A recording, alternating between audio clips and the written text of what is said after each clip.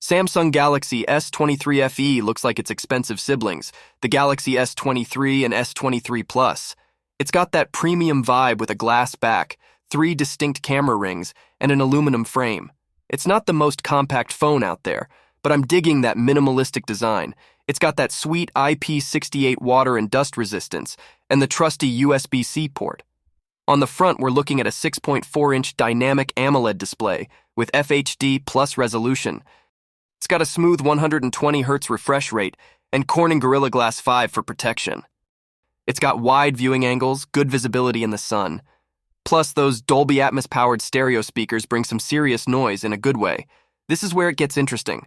The S23 FE packs a triple camera setup, a 50-megapixel main sensor, a 12-megapixel ultra-wide, and an 8-megapixel telephoto. The telephoto used to be a superstar, but it's been dialed back to 3x optical zoom. But hey, it still does the job. Selfies are crisp with a 10-megapixel front camera. Pictures are detailed and vibrant, but there's a bit of oversaturation going on.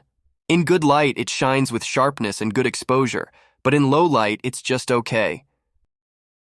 There's a 4nm Exynos 2200 chipset, giving you some serious power.